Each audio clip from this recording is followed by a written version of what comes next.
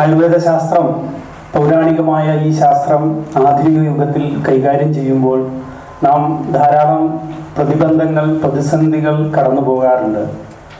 അത്തരം കാര്യങ്ങളെക്കുറിച്ച് hurdles in practising and ancient science in modern era എന്ന ആ ഒരു ടോപ്പിക്കിൽ കൊട്ടക്കൽ ആര്യവൈദ്യശാലയുടെ സീനിയർ ഫിസിഷ്യനായിട്ടുള്ള ഡോക്ടർ ആർ ശ്രീരാജ് ചെറിയ കുറച്ച് കാര്യങ്ങൾ നിങ്ങളോട് പങ്കുവയ്ക്കുന്നതാണ്. Good afternoon. ഞാൻ ട്രിവാൻഡ്രത്ത് വരികയാണ്. ഏറ്റവും വലിയ സന്തോഷം നിങ്ങളെ കാണുകയാണ്. എനിക്ക് സഹോദരന്റെ ക്ലാസ് അറ്റൻഡ് ചെയ്യാൻ പറ്റുന്നതാണ്. അദ്ദേഹത്തിൻ്റെ ഒരുപാട് ലേഖനങ്ങൾ ഞാൻ വായിച്ചിട്ടുണ്ട്. ഇത്രയേറെ ലീഗലി ഇമ്പോർട്ടൻസ് തരുന്ന ഒരു ലേഖനങ്ങൾ വളരെ ചുരുക്കം മാത്രമാണ്. അതുകൊണ്ട് വളരെ സന്തോഷം സാറിൻ്റെ ഇൻഫർമേറ്റീവ് ആയിട്ടുള്ള ഈ ഒരു സെഷൻ അറ്റൻഡ് ചെയ്യാൻ പറ്റിയത്. സാറിൻ്റെ ഒരു സെഷനിൽ നിന്ന് എൻ്റെ ഡിഫറെൻ്റ് ആണ്. It was a clinically enriching session. I am just go to take to a very different arena. ഇത് ശരിക്കും ഒരു നെഗറ്റീവാണ്. ഹെഡിങ് എന്ന് പറഞ്ഞാൽ ഹേർഡിൽസ് ആണ്. നമ്മളിന്ന് നമ്മളെ ഇന്നത്തെ ഈ സമൂഹത്തിൽ ആയുർവേദ കമ്മ്യൂണിറ്റി ഫേസ് ചെയ്യുന്ന കുറച്ച് ചാലഞ്ചസ് ആണ്. വളരെ ഇതൊരു വലിയ ടോപ്പിക്കാണ്. ജസ്റ്റ് ഒരു അരമണിക്കൂറിനകത്ത് ഞാനൊരു ബ്രീഫായിട്ട് ഞാൻ എനിക്ക് പ്രസന്റ് ചെയ്യാൻ പറ്റും. ഭഗവാനെ പ്രാർത്ഥിച്ചുകൊണ്ട് നമുക്ക് സ്റ്റാർട്ട് ചെയ്യാൻ പറ്റും. ഇത് ഞാൻ WHO സൈറ്റിൽ നിന്ന് എടുത്ത ഒരു ഇതാണ്. ഞാൻ പലപ്പോഴും നമ്മൾ പറയാറുണ്ട്, നമുക്കറിയാം ഇന്നത്തെ കാലത്ത് യുക്തിവാദി സംഘം അല്ലെങ്കിൽ ഫ്രീ തിങ്കേഴ്സ് എന്നൊക്കെ പറഞ്ഞ ഒരുപാട് ആൾക്കാരുണ്ട്. അവരുടെ എല്ലാ സൈറ്റും നമ്മൾ നോക്കുമ്പോൾ ആദ്യം കാണുന്ന ഒരു കോമൺ ആയിട്ടുള്ള ഒരു പരാമർശം എന്ന് പറഞ്ഞാൽ ലോകം മുഴുവനും ശാസ്ത്ര സാങ്കേതിക വിദ്യയിലൊക്കെ ഒരുപാട് മുന്നേറിയിട്ട് മോഡേൺ മെഡിസിൻ അതോടുകൂടി ഉയർന്നു പോകുമ്പോൾ ഇന്ത്യയിൽ മാത്രം അല്ലെങ്കിൽ കേരളത്തിൽ മാത്രം ഉണ്ടാകുന്ന ഒരു ശാസ്ത്രമാണ് ആയുർവേദം എന്നാണ് അവർ പ്രചരിക്കുന്നത്. ഇത് തെറ്റാണ് കാണിക്കുന്നത്. ഞാൻ എല്ലാ പ്രസന്റേഷനും ഏത് സബ്ജക്റ്റ് ഞാൻ പ്രസന്റ് ചെയ്യാൻ പോലെ just show this to the audience so that they get to know that our science has been recognized by WHO. Comes under very clearly comes under traditional and complementary medicine. It is recognized by WHO. ഇത് ഞാനൊരു എൻ്റെ ഒരു ഇൻക്യൂസിറ്റിയുടെ ഭാഗമായിട്ട് ഞാൻ മയോ ക്ലിനിക്കിന്റെ സൈറ്റിൽ എടുത്ത് നോക്കിയാൽ അവരൊക്കെ നമ്മൾ ആയുർവേദത്തെ എങ്ങനെ നോക്കിക്കാണെന്ന് അറിയാൻ വേണ്ടി they have set aside a page for alternative system. അതിൽ ആയുർവേദത്തെ പറ്റി ഒരുപാട് ഇൻഫർമേഷൻസ് ഉണ്ട്. നിങ്ങളെടുത്ത് നോക്കിയാൽ മനസ്സിലാവും. പ്രത്യേകിച്ച് നമ്മുടെ ത്രിഫലയെ പറ്റിയുള്ള സ്റ്റഡീസ് ഒക്കെ ഉണ്ട്, ഡ്രഗ് ഇന്ററാക്ഷൻസ്. അപ്പം അവർ പോലും നമ്മുടെ സയൻസിനെ പറ്റി ഒറ്റ നോക്കുന്നുള്ളൂ. ഇതേപോലെ സ്ട്രോങ് കേറ്ററിംഗ് ക്യാൻസർ സെന്റർ ഉണ്ട്, വേൾഡിലെ one of the best cancer centre. അവരെല്ലാ സൈറ്റിൽ നമ്മുടെ സയൻസിനെ പറ്റി അവർക്ക് ഒരു ഭയങ്കര അവയർനെസ്, അവർക്കൊരു ഇൻക്യൂസിറ്റീവ്നെസ് വന്നു തുടങ്ങിയിട്ടുണ്ട്. സോ ദിസ് എന്താ പറയുക, ഗ്ലോബൽ ആയുർവേദ മാർക്കറ്റിന്റെ ഒരു സ്റ്റാറ്റിസ്റ്റിക്സ് ആണ്. 2022 നമ്മൾ $9.7 ബില്യൺ എത്തുമെന്ന് പറയുന്നത്. അത് നല്ല വശവും ചീത്ത വശമുണ്ട്. നല്ലത് ഒരു ഫാർമസ്യൂട്ടിക്കൽ കമ്പനിക്ക് നോക്കുമ്പോൾ നല്ലതാണ്. നമ്മുടെ മരുന്നുകൾ എക്സ്പോർട്ട് ചെയ്യുന്നത് ന്യൂട്രാസ്യൂട്ടിക്കൽസ് ആയിട്ടോ അല്ലെങ്കിൽ എന്താ പറയുക ഫുഡ് സപ്ലിമെന്റും ആയിട്ടാണ്. അപ്പം നമുക്ക് വേണ്ടതല്ല ഈ ഗ്രാഫിന് തന്നെ പോകണം. But this graph should represent Ayurveda system of medicine. നമ്മുടെ സിസ്റ്റം ഓഫ് മെഡിസിനെ ലോകം മുഴുവൻ അംഗീകരിക്കുന്ന ഒരു കാലം ഇതേപോലെ ഗ്രാഫ് ഉണ്ടായാൽ മാത്രമേ നമുക്ക് നല്ലൊരു പോസിറ്റീവ് കണക്കാക്കാൻ പറ്റൂ. നെക്സ്റ്റ് ഇത് വേൾഡ് വൈഡ് സ്റ്റാറ്റിസ്റ്റിക്സ് ആണ്. നമ്മുടെ ഡെവലപ്പിംഗ് കൺട്രീസിൽ ബേസിക്കലി ഈ ആഫ്രിക്കൻ രാജ്യങ്ങളെല്ലാം തന്നെ അവർ ട്രഡീഷണൽ സിസ്റ്റം ഓഫ് മെഡിസിൻ ആണ് ഏറ്റവും കൂടുതൽ ഉപയോഗിക്കുന്നത്. ഓൾമോസ്റ്റ് 70-80% ആണ്. ഇന്ത്യയും പെടുന്നുണ്ട്. പക്ഷെ ഇന്ത്യയിൽ അങ്ങനെ ആണെങ്കിൽ തന്നെ എൻ്റെ ഒരു റിയൽ സ്റ്റാറ്റിസ്റ്റിക്സ് വ്യത്യാസമാണ്. ഞാൻ പിന്നെ പറഞ്ഞുതരാം. ഡെവലപ്പ് കൺട്രീസ്, അത് USA പോലത്തെ കൺട്രീസിലൊക്കെ അറ്റ്ലീസ്റ്റ് വൺസ് അവർ ട്രഡീഷണൽ സിസ്റ്റം ഉപയോഗിച്ചതിൻ്റെ ഒരു ഡേറ്റയാണ് ഈ കാണിച്ചിരിക്കുന്നത്. ഓൾമോസ്റ്റ് 70% ആൾക്കാർ അറ്റ്ലീസ്റ്റ് വൺസ്. നെക്സ്റ്റ് ഇതൊക്കെ പറയുമ്പോൾ നമ്മളിത് ടൈംസ് ഓഫ് ഇന്ത്യയിൽ വന്ന ഒരു സ്റ്റഡിയാണ്. Almost 90% in India people prefer modern medicine over Ayurvedam. ഒരു യാഥാർത്ഥ്യമാണ്. നമുക്കറിയാം 10% മാത്രമേ നമ്മളെടുത്ത് ബേസിക് അതായത് മേജർ ഡിസീസോ അല്ലെങ്കിൽ കോമണായിട്ടുള്ള അസുഖങ്ങൾക്ക് വരുന്നുള്ളൂ. ഒരു യാഥാർത്ഥ്യമാണ്. എൻ്റെ മകൻ ഹാപ്പി മെഡിക്കൽ കോളേജ് ഇപ്പോൾ പഠിക്കുകയാണ്. അപ്പോൾ അവർ ഈ വർഷം ജോയിൻ ചെയ്തത്. അപ്പോൾ ഇവരുടെ സിലബസ് അനുസരിച്ച് ഇവർ തുടങ്ങുന്നതിന് മുമ്പ് ഒരു 25 ഹൗസസ് വിസിറ്റ് ചെയ്തിട്ട് സ്റ്റാറ്റിസ്റ്റിക്സ് എടുക്കണം. അപ്പം ഇവർ എടുത്തു കഴിഞ്ഞപ്പോൾ 25 വീടുകളും അവർ പ്രിഫർ ചെയ്യുന്നത് മോഡേൺ മെഡിസിൻ ആണ്. എന്തുകൊണ്ടാണ് റീസൺ ചോദിച്ചുകൊണ്ട് അവരെല്ലാം പറഞ്ഞിരിക്കുന്നത് ക്വിക്ക് ആക്ഷൻ ആണ് എന്നാണ് അവർ പറഞ്ഞത്. ഇത് ബാക്കിയുള്ളവരെയൊക്കെ തിരക്കുമ്പോൾ ഇതെല്ലാം സത്യമാണ്. ഈ ഒരു സ്റ്റാറ്റിസ്റ്റിക്സ് ഇസ് റൈറ്റ്. അപ്പോൾ ഓൾമോസ്റ്റ് 10% ആൾക്കാർ മാത്രമേ പ്യൂർലി ഒരു ഫസ്റ്റ് ലൈൻ ആയുർവേദ ട്രീറ്റ്മെന്റ് ആയിട്ട് നമ്മളെടുത്ത് വരുന്നുള്ളൂ എന്നർത്ഥം. ഇതൊരു പോസിറ്റീവ് ആയിട്ട് നമുക്ക് എടുക്കാം. 90% ആൾക്കാർ വെയിറ്റ് ചെയ്യാണ്. നമ്മളൊരു പോസ്റ്റൽ അപ്രോച്ച് ചെയ്ത് കഴിഞ്ഞാൽ നമ്മൾ നല്ലൊരു ആയുർവേദം ട്രീറ്റ് ചെയ്ത് തുടങ്ങി കഴിഞ്ഞാൽ ഇതിൽ കം ടു ഇത് അതിന്റെ ഒരു എക്സ്പാൻഷൻ ആയിട്ടുള്ള ഒരു ഇത്. അങ്ങനത്തെ ശ്രദ്ധിക്കേണ്ട ഒരു കാര്യം നോക്കിയാൽ നമ്മൾ 8 മാർക്സ് ശ്രദ്ധിക്കണം. കാരണം need for use dot arise എന്ന്. അതായത് അർത്ഥം അവർക്ക് അസുഖം വരാതിട്ടല്ല, അവരൊരു കോമൺ എയിൽമെന്റ്സ് ഒന്നും ആയുർവേദം ഉപയോഗിച്ചില്ല. അത് 33% ആണ്. പിന്നെ ആയുഷ് എന്ന സിസ്റ്റം ഇങ്ങനെ ഉണ്ടെന്ന് പോലും 16% of the population doesn't know that AYUSH system exist. അത് ലാസ്റ്റ് വൺ എന്ന് പറഞ്ഞാൽ 12% still believe that Ayurveda medicines are not at all effective.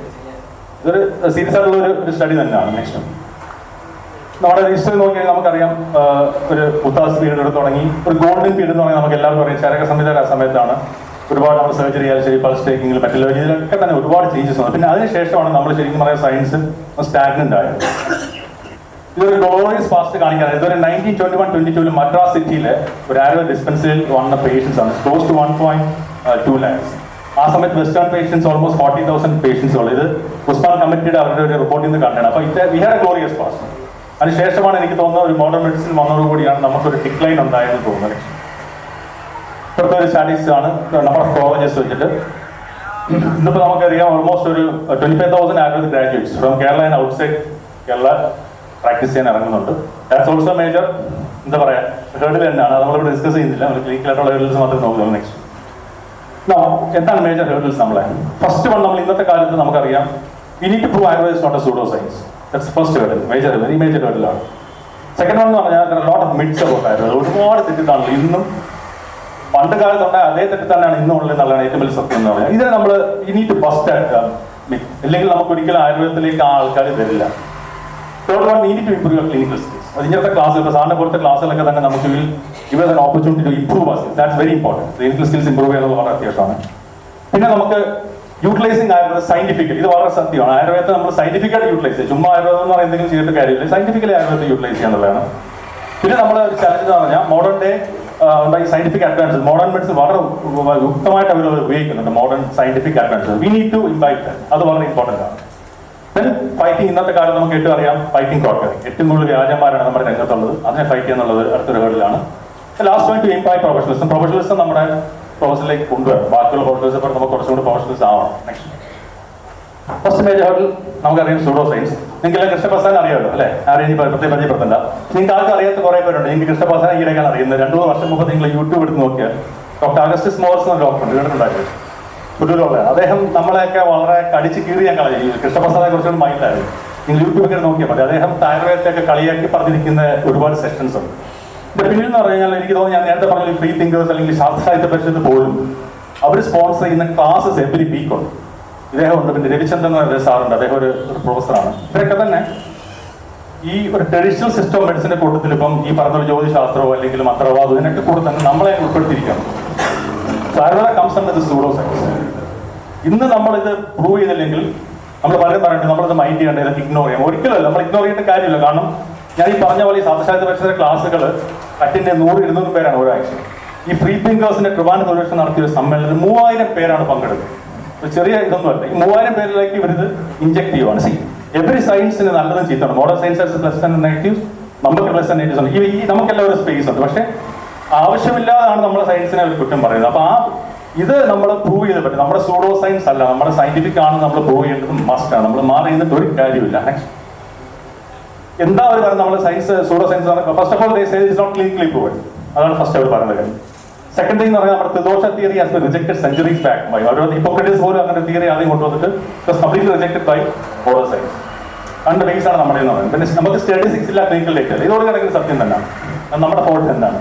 നമുക്ക് ക്ലിനിക്കൽ ഡേറ്റാസ് ഇല്ല. നമുക്ക് ഒരു കാര്യം ചോദിച്ചാൽ നമുക്ക് ക്ലിനിക്കൽ അത് നമ്മുടെ തൊട്ട ഫോൾട്ട് എന്താണ്? പിന്നെ ഇപ്പോൾ അവർ പറയുന്നത് എല്ലാ മെഡിസിനും ഹെവി മെറ്റൽസ് ആണെന്ന് പറയുന്നത്.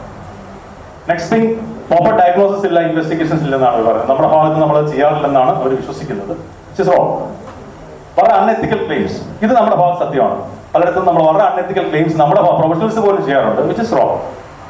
ലാസ്റ്റ് വൺ മേജർ ഡിസീസിലോ അല്ലെങ്കിൽ കോമൺ ഡിസീസിനോ ഇറ്റ് ഇസ് നോട്ട്. ഇതാണ് ഇവർ ഇത്രയും കാര്യങ്ങളാണ് ഇവർ നമ്മുടെ സയൻസ് എന്തുകൊണ്ട് സൂഡോ സയൻസ് ആണെന്ന് പറയാൻ വേണ്ടി കാണും. ഒരു പുതിയ ഞാൻ ഈ പറഞ്ഞ പോലെ ജനകീയ ഡോക്ടർ എന്ന് പറഞ്ഞ ഫേസ്ബുക്കിൽ ഒരു ഇതുണ്ട്, കണ്ടിട്ടുണ്ടെന്ന് ഒരുപാട് ഫോളോവേഴ്സ് ഉണ്ട്. അതിനകത്ത് അവർ പുതിയതായിട്ട് കൊടുത്തൊരു സാധനം ഡ്രഗ് ഇന്ററാക്ഷൻസ്. അത് ചോദിക്കുക ആസ്പിറിൻ വാർഫിൻ പോലത്തെ ബ്ലഡ് തിന്നേഴ്സിന് കൂടെ ഗാർലിക് കഴിച്ചാൽ ഇന്റർനൽ ബ്ലീഡിംഗ് ഉണ്ടാവുന്നതാണ് സ്റ്റഡി.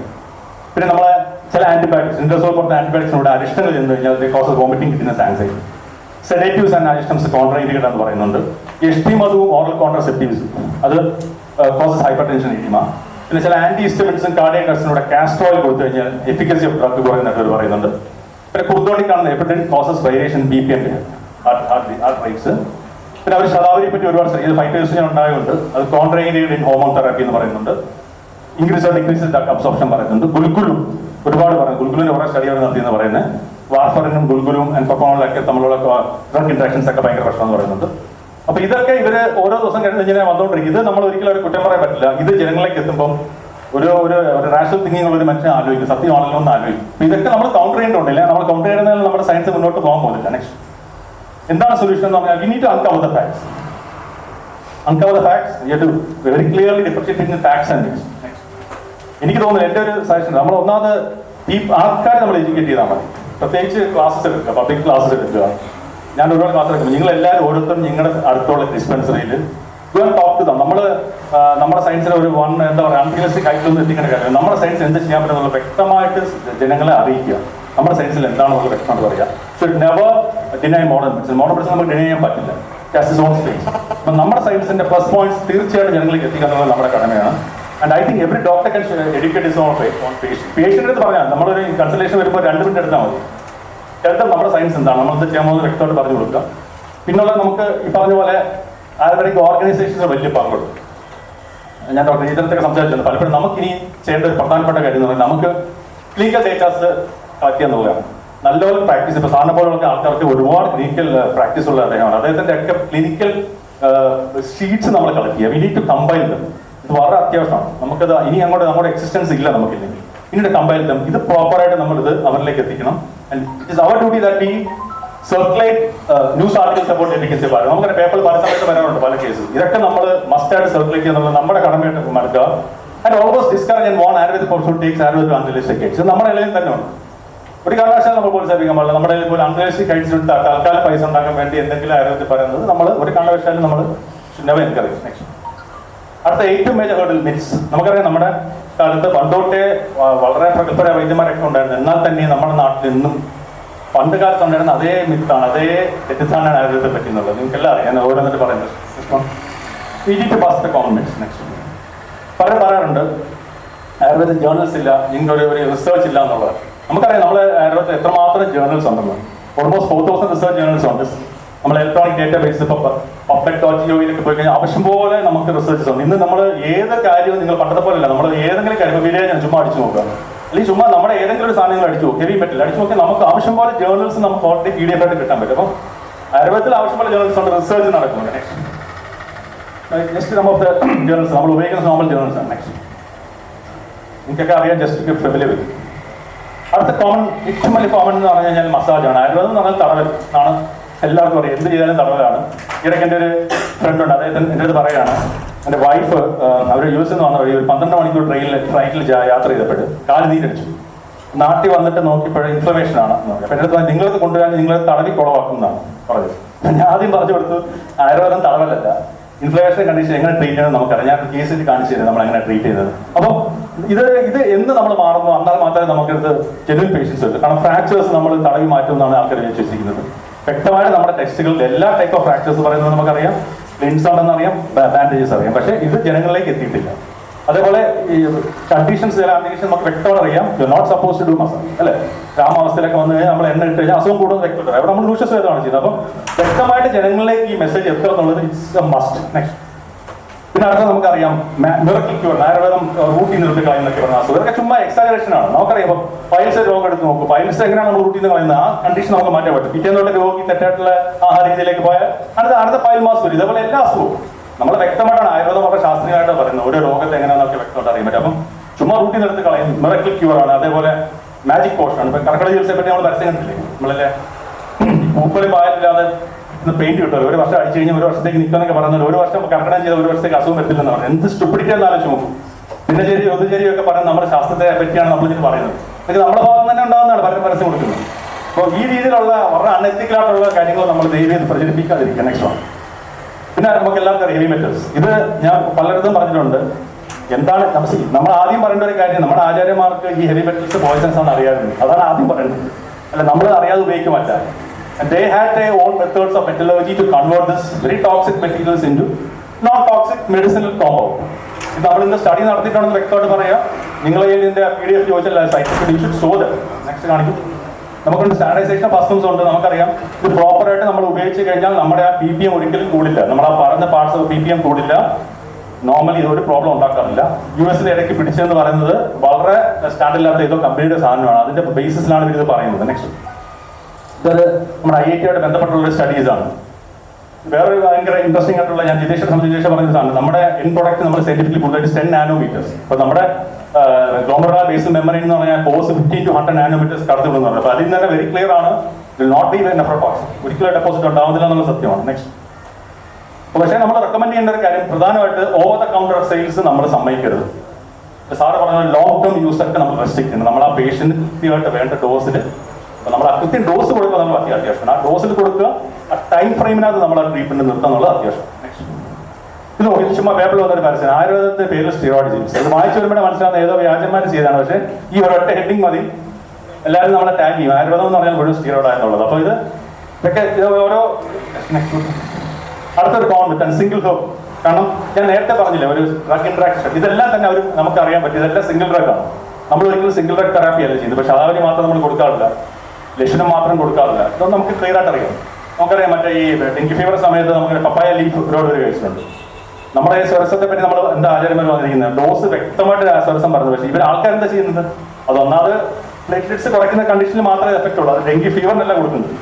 കുട്ടികൾക്ക് പോലെ 25 മില്ലി 3 നേരം കൊടുക്കുക, അല്ലെങ്കിൽ വലിയൊരു പോലെ 3 നേരം കഴിച്ച് അവർക്ക് ഡിസെൻട്രി ഉണ്ടാവുക, ഡയറി ഉണ്ട്. ആയുർവേദത്തെ എല്ലാവരും ചെയ്ത് വിളിക്കുക ചെയ്യുന്നത്. കിംസിലേക്ക് എനിക്കറിയാം ഒരുപാട് ഫ്രണ്ട്സ് എനിക്കുണ്ട്. അവർ പറയുന്നത് നിങ്ങൾ ഈ പപ്പായ ലീഫ് കഴിച്ച് ഇവിടെ പ്രശ്നം വരുവാണ്. നമ്മുടെ സ്വരസത്തിൽ പറഞ്ഞ ആ ഡോസ് കൊടുക്കുക. മാത്രമല്ല നമ്മളിത് ശ്രദ്ധിക്കേണ്ട കാര്യം എന്ന് പറഞ്ഞാൽ സിംഗിൾ ഡ്രഗ് തെറാപ്പി അല്ല. നമുക്ക് എപ്പോഴും കോമ്പൗണ്ട്സ് നമ്മളറിയാം. നമ്മളൊരു ഏത് മരുന്ന് എടുത്താലും ഒരു മിനിമം 5 6 തൊട്ട് ഒരു 10 100 കോമ്പിനേഷൻസ് വേണം. ആ കോമ്പിനേഷൻ ആണ് വർക്ക് ചെയ്യുന്നത്. അപ്പം it's not single drug therapy. Side effect ഇല്ല എന്ന് പറയുന്നത് തെറ്റാണ്. നമുക്ക് സൈഡ് എഫക്ട്സ് ഇല്ല. ഇപ്പം ഒരു മെഡിസിൻ പെയിൻ കില്ലർ കഴിച്ചാൽ നമുക്ക് ഗ്യാസ്ട്രോ ഇൻഡസ്ട്രിയൽ പ്രോബ്ലം ഉണ്ടാക്കില്ല. പക്ഷേ if you don't use properly you have negative effects. എപ്പോഴും പറയാം നെഗറ്റീവ് എഫക്ട്സ് ഉണ്ടാവും അല്ലേ. നമ്മൾ രോഗിയുടെ ലക്ഷണം നോക്കിയിട്ടല്ല കൊടുക്കുന്നെങ്കിൽ, ഇപ്പോൾ ഒരു ഓയിൽ പോലും നമ്മൾ കൊടുക്കുന്നത് തെറ്റാണെങ്കിൽ അതിന് നെഗറ്റീവ് എഫക്ട്സ് ഉറപ്പായിട്ടുണ്ടോ. അപ്പം നെഗറ്റീവ് എഫക്ട്സ് നമുക്ക് ഉണ്ടില്ലെന്ന് ഒരിക്കലും പറയാൻ പറ്റില്ല. മാത്രമല്ല ഗുൾഗുലു പോലത്തെ മരുന്നുകൾക്ക് നമുക്ക് അലർജി ഉണ്ടാവാറുണ്ട്. ചില പല മരുന്നുകൾ.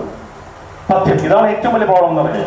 നമ്മുടെ വാക്കിന്റെ തെറ്റാണെന്ന് അറിയാം. നമ്മൾ പറഞ്ഞു കൊടുക്കുന്ന അപഥ്യമാണ്. പക്ഷേ പഥ്യം എന്ന ആൾക്കാർ പറയുന്നത് ഇന്നും വിശ്വസിക്കുന്നുണ്ട്. ആയുർവേദ മരുന്ന് കഴിച്ച് അനങ്ങാൻ പാടില്ല, വെള്ളം കുടിച്ചുകൂടാ, നോൺ വെജ് കഴിച്ചുകൂടാ, ഇന്നും വ്യക്തമായിട്ട്. പിന്നെ നമ്മുടെ ഇടയിൽ തന്നെ പലരും കൊടുക്കണം. ഇപ്പോൾ ഡെലിവറിക്ക് ശേഷം നമുക്കറിയാം ഏറ്റവും കൂടുതൽ മരുന്ന് ഡംപ് ചെയ്യുന്ന ഒരു സിറ്റുവേഷനാണ് പോസ്റ്റ് നേറ്റൽ കെയർ.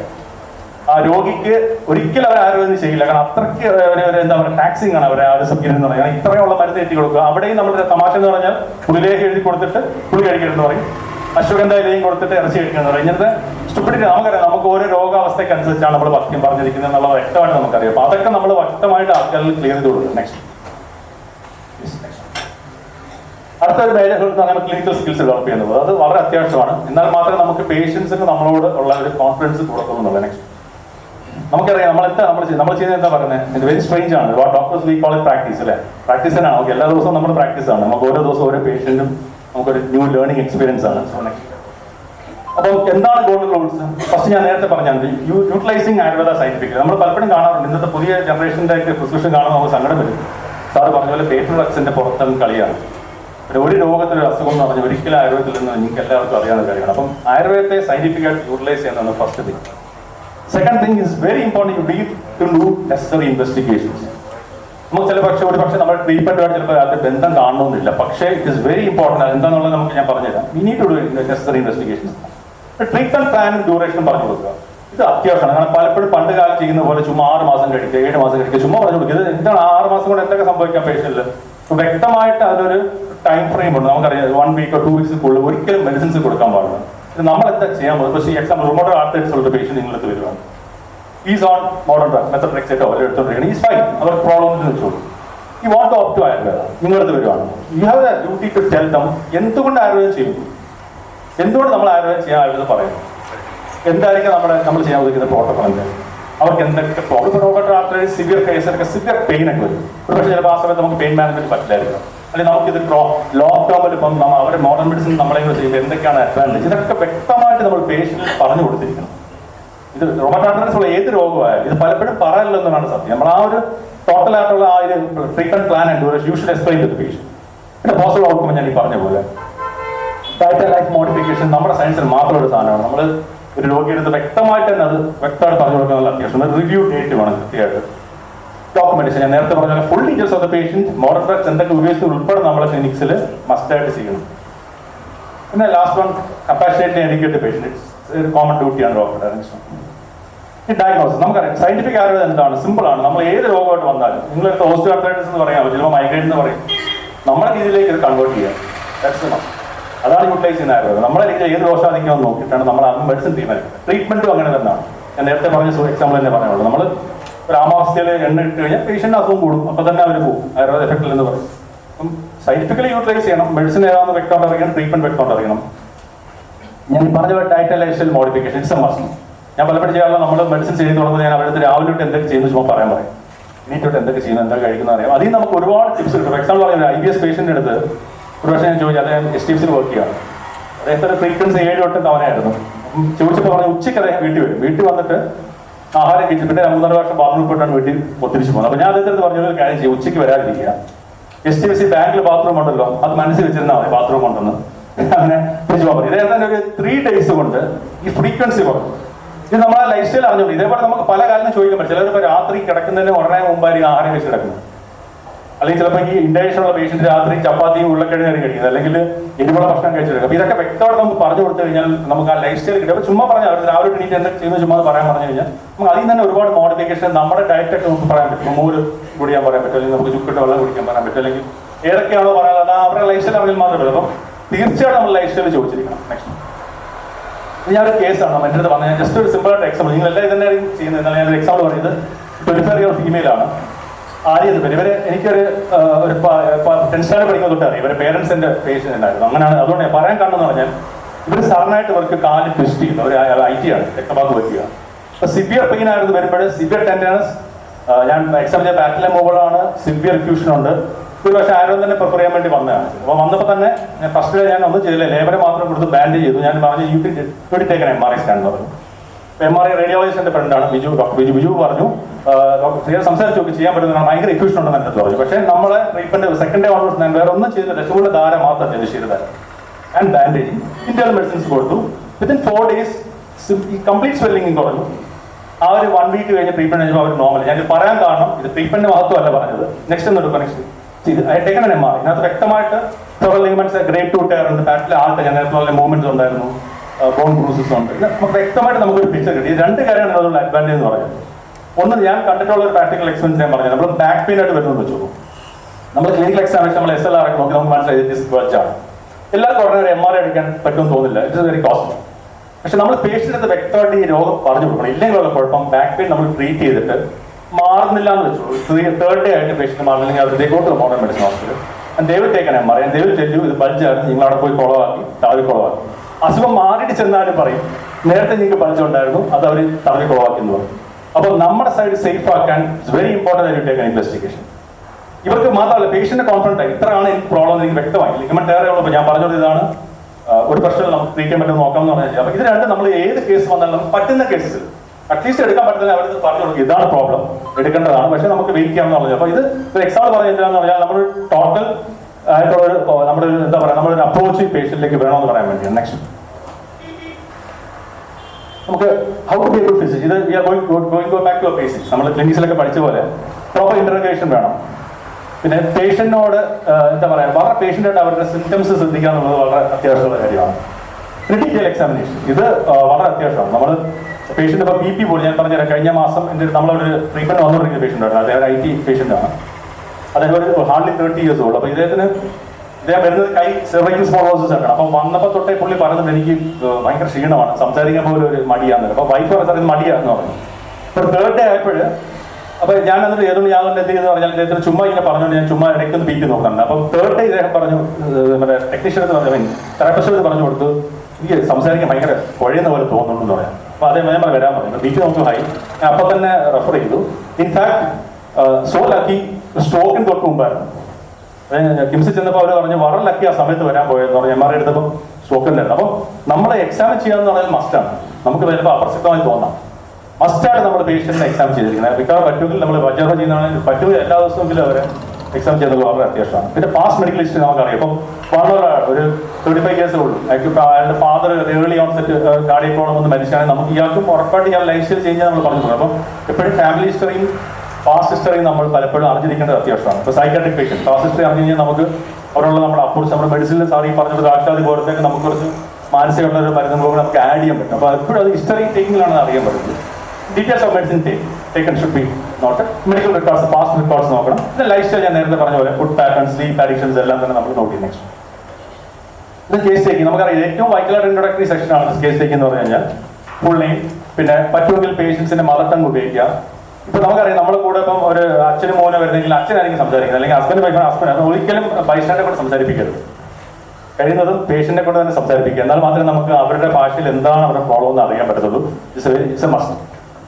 കോൺഷ്യസ് ആണെങ്കിൽ പേഷ്യന്റ് പിന്നെ മെഡിക്കൽ റെക്കോർഡ്സ് എല്ലാം നോക്കുന്നത് എക്സാമിൻ ചെയ്ത് കഴിഞ്ഞ് മാത്രം നോക്കാം. നമുക്കൊരു നേരത്തെ ഒരു ഇതിലേക്ക് കൊണ്ടുവരരുത്, നമ്മൾ പഴയ ഒന്ന് വായിച്ചു. അപ്പോൾ പേഷ്യന്റ് നോക്കിയിട്ട് നമ്മുടെ മനസ്സിലേക്ക് ഒന്നും ഉണ്ടാക്കിയിട്ട് വേണം you should go for medical records.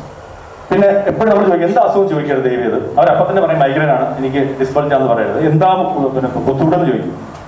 തലവേദന നമുക്ക് ഏത് തലവേദന എങ്ങനെയാണ്, എപ്പോൾ വരുന്നു, എപ്പോൾ കൂടുന്നുണ്ട്, എപ്പോൾ കുറയുന്നുണ്ട്, ഇങ്ങനെ മാത്രമേ നമ്മളെ ഇതിലേക്ക് ഒന്ന് ഇന്റർപ്രറ്റ് ചെയ്തെടുക്കാൻ പറ്റുള്ളൂ. അപ്പോൾ നമുക്ക് മൈഗ്രെയിൻ എന്ന് പറഞ്ഞാൽ മൈഗ്രെയിൻ അല്ല നമ്മൾ ട്രീറ്റ് ചെയ്യുന്നത്, ഓരോ സിംറ്റംസ് അവിടെ. അതുകൊണ്ട് അങ്ങനെ കുറച്ച് ചോദിക്കാൻ ശ്രമിക്കുക. പിന്നെ കഴിയുന്നത് നമ്മുടെ സിംറ്റംസ് എഴുതുന്ന പേഷ്യൻസ് ഓൺ വേർഡ്സ് എഴുതുക. Direct questioning and cross question should be done. ഒട്ടും റിലക്റ്റന്റ് ആയിട്ടുള്ള ആൾക്കാരാണ് നമ്മൾ കുറച്ച് സെലക്റ്റീവ് ആവാം ക്വസ്റ്റൻസ്, പക്ഷേ that should give us enough proof about the disease. Next, ഇത് നമ്മുടെ ഇടയിൽ ഭയങ്കര വ്യാപകമാണ് ഇറാഷണൽ പ്രിസ്ക്രിപ്ഷൻ. നേരത്തെ സാറ് പറഞ്ഞ പോലെ PNP ഡോമിനന്റ് ആണ് പ്രിസ്ക്രിപ്ഷൻസ്. പേറ്റന്റ് ആൻഡ് പ്രോപ്പർട്ടി ദയവ് ചെയ്ത് എഴുതരുത്. നമ്മുടെ ക്ലാസിക്കൽ പ്രോഡക്റ്റിൽ നമുക്ക് ട്രീറ്റ് ചെയ്യാൻ പറ്റില്ല, ഒരു അസുഖവും മാറാൻ പോകുന്നില്ല ക്ലാസിക്കൽ പ്രോഡക്റ്റിലെങ്കിൽ. പേറ്റന്റൊക്കെ സന്തോഷത്തിന് അല്ലെങ്കിൽ ഒരു ഭംഗിക്കൊക്കെ എഴുതാന്നല്ലാതെ please use the classical products, അല്ലാതെ നമുക്ക് ഒരു രീതിയിലും ഉണ്ടാക്കാൻ പറ്റില്ല. പിന്നെ ഓവർലോഡഡ് വിത്ത് മെഡിസിൻ, ഞാൻ നേരത്തെ പറഞ്ഞ പോലെ ഹോസ്പിറ്റൽ കെയറിലൊക്കെ പല ചില പ്രിസ്ക്രിപ്ഷൻ കണ്ടാൽ നമ്മൾ വിചാരിക്കും ഇതൊന്നും മാറിയില്ലെങ്കിൽ, ഇപ്പോൾ ഒരാഴ്ച കഴിഞ്ഞ് മാറിയില്ലെങ്കിൽ നമ്മൾ എന്ത് മാറ്റും, കാരണം ഉള്ള ടാബ്ലറ്റ്സ് മുഴുവൻ ഉണ്ട്, എല്ലാ കഷായ കോമ്പിനേഷൻസും ഉണ്ട്. ഇതില്ലാതെ വേറെ ഈ ഡിസ്പെൻസിൽ നിന്ന് എന്തെടുത്ത് കൊടുക്കും വരും, കാരണം അത്രയ്ക്ക് ഇറാഷണൽ പ്രിസ്ക്രിപ്ഷൻ നമുക്ക് സത്യമാണ്, സങ്കടം തോന്നും നമുക്ക്. ദയവ് ചെയ്ത് റെസ്ട്രിക്ട് ചെയ്യാം. മെഡിസിൻസ് നമുക്ക് നമ്മുടെ ഇതിലേക്ക് വന്നു കഴിഞ്ഞാൽ ദോഷാധിക്യം നോക്കിയിട്ട് നമ്മൾ എഴുതിയാൽ മതി. അപ്പോൾ അസുഖം മാറിയില്ലായിരിക്കും, പക്ഷെ നമുക്ക് കറക്റ്റ് നെക്സ്റ്റ് ടൈം. പക്ഷേ ഒരിക്കലും ഓവർലോഡ് ചെയ്ത് പേഷ്യൻസ് ഭയങ്കര ടാക്സിങ് ആവില്ല. പിന്നെ അൺസൈന്റിഫിക് മിക്സ് ഞാൻ ഈ പറഞ്ഞ പോലെ. പിന്നെ നമ്മൾ എപ്പോഴും നമ്മുടെ പ്രിസ്ക്രിപ്ഷൻ നമ്മൾ കണ്ടിട്ടുണ്ട്, നമ്മൾ പൊതുവെ നമ്മുടെ പ്രിസ്ക്രിപ്ഷൻ നോക്കിക്കഴിഞ്ഞാൽ മരുന്ന് മാത്രമേ ഉള്ളൂ, അതൊരു വലിയ എസ്സേ പോലെയാണ്. ദയവ് ചെയ്ത് പേഷ്യന്റിന്റെ ഒരു അറ്റ്ലീസ്റ്റ് 2-3 കാര്യങ്ങൾ മുകളിൽ എഴുതി കഴിഞ്ഞാൽ എനിക്ക് വേറെ ഡോക്ടറുടെ പ്രിസ്ക്രിപ്ഷൻ കിട്ടുമ്പോൾ എനിക്ക് എളുപ്പമായി. നമ്മുടെ ഡയഗ്നോസ് എഴുതിയാലും കുഴപ്പമൊന്നുമില്ല. അല്ലെങ്കിൽ അവരുടെ മേജർ പ്രോബ്ലംസ് എന്തെങ്കിലും എഴുതുക, ഹിസ്റ്ററി എഴുതുക, അല്ലെങ്കിൽ അലർജി ഉണ്ടെങ്കിൽ എഴുതി കഴിഞ്ഞാൽ ആ ഒരു prescription looks very good, looks very professional. അതാണ് നമ്മൾ ഫോളോ ചെയ്യുന്നത്. നെക്സ്റ്റ്, ഇത് പലപ്പോഴും നമ്മുടെ വെരി ഹാർഡ് കോഡ് ആയുർവേദ ആൾക്കാർ ചോദിക്കാറുണ്ട്, എന്തിനാണ് നമ്മൾ മോഡേൺ മെഡിസിൻ ഡ്രഗ്സ് പഠിക്കുന്നത്, എന്തിനാണ് മോഡേൺ ഇൻവെസ്റ്റിഗേഷൻ ചെയ്യുന്നത്, നമ്മുടെ സിസ്റ്റം വേറെ അല്ലെന്ന് പലപ്പോഴും ചോദിക്കാറുണ്ട്. നമ്മുടെ ആചാര്യന്മാർ തന്നെ വ്യക്തമായി പറഞ്ഞിട്ടുണ്ട്, ദേശകാലാത്മക വിജ്ഞാനം എന്ന് പറഞ്ഞാൽ നമുക്ക് വേറെ രീതിയിൽ ഇന്റർപ്രറ്റ് ചെയ്യാമെങ്കിൽ തന്നെ എനിക്ക് തോന്നുന്നു നമുക്ക് ഇന്റർപ്രറ്റ് ചെയ്യാൻ പറ്റുന്ന knowledge of progress and environment ആണ്. നമ്മൾ ചുറ്റും നടക്കുന്ന പ്രോഗ്രസ് നമ്മൾ സയൻസ് ഒരിക്കലും ഉപേക്ഷിക്കാൻ പാടില്ല.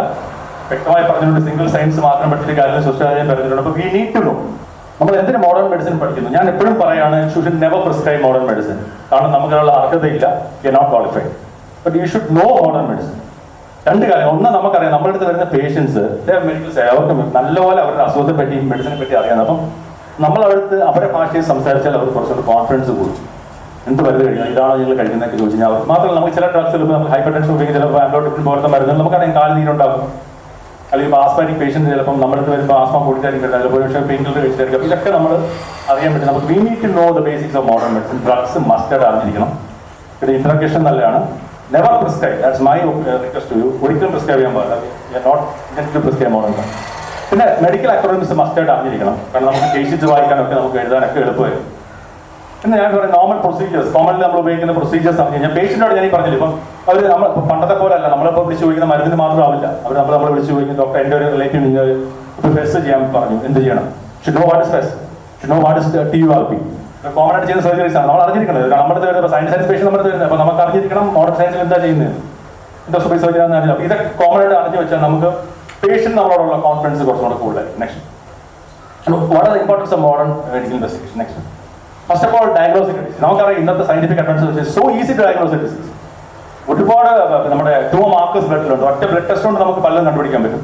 എൻ്റെ ലൈഫിൽ ഞാൻ 22 വയസ്സുള്ള പ്രാക്ടീസ്, എനിക്ക് ഏറ്റവും സാറ്റിസ്ഫൈങ് ആയി തോന്നിയ ഒരു കേസ് എന്ന് പറഞ്ഞാൽ ഒറ്റ മരുന്നില്ലാത്തൊരു കേസാണ്. ഞാൻ പറഞ്ഞാൽ എൻ്റെ ഒരു സ്ഥിരം വരുന്നൊരു പേഷ്യൻ്റ് ആയിരുന്നു. പുള്ളി ഒരു ബാക്ക് പെയിൻ ആയിട്ട് ട്രീറ്റ് ചെയ്തുകൊണ്ടിരിക്കുകയാണ്. അപ്പം പുള്ളിക്ക് അസുഖമൊക്കെ മാറിക്കഴിഞ്ഞ ദിവസം വന്നപ്പോൾ പെട്ടെന്ന് കൂടിയെന്ന് പറഞ്ഞു. അപ്പോൾ ഞാൻ എന്താണെന്ന് പറഞ്ഞാൽ എൻ്റെ സിസ്റ്ററിൻ്റെ മോനെ ഞാൻ ഒന്ന് എടുത്തു.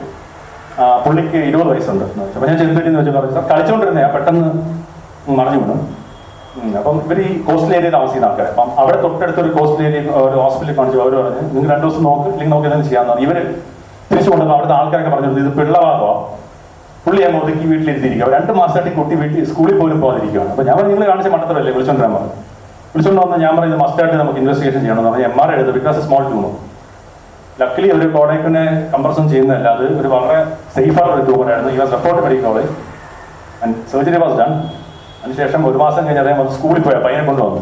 അപ്പോൾ ഏറ്റവും സാറ്റിസ്ഫൈങ് ആയിട്ട് എനിക്ക് തോന്നിയ ഒരു നിമിഷമായിരുന്നു അത്. കാരണം നമ്മളൊരു മരുന്ന് ചെയ്തില്ല, പക്ഷേ ഞാൻ കാരണം ഒരു പക്ഷേ ആ കുട്ടിയുടെ ഭാഗ്യമായിരിക്കാം നമുക്കൊരു ഇൻവെസ്റ്റിഗേഷൻ ചെയ്യാൻ പറ്റും. ഇൻവെസ്റ്റിഗേഷൻ നമുക്ക് വളരെ അത്യാവശ്യമാണ്. പ്രത്യേകിച്ച് ഞാൻ ഈ പറഞ്ഞ ബാക്ക് പെയിൻ നമുക്ക് ഒരുപാട് കാലം കൊണ്ട് ബാക്ക് പെയിൻ വരാം. ഇതേപോലെ ട്യൂമർ ആണെങ്കിൽ നമുക്ക് ഒരിക്കലും ട്രീറ്റ് ചെയ്ത് മാറ്റാൻ പറ്റില്ല. അതായത് നമ്മളിത് വേറെ അടുത്ത ഇതിലേക്ക് പോകണം. അപ്പോൾ മസ്റ്റായിട്ട് ഇൻവെസ്റ്റിഗേഷൻ ചെയ്യാന്നുള്ളത് വെരി ഇമ്പോർട്ടൻ്റ് ആണ്. സെക്കൻഡ് തിങ് എന്ന് പറഞ്ഞാൽ പ്രോഗ്നോസിസ് ഓഫ് ദ ഡിസീസ്.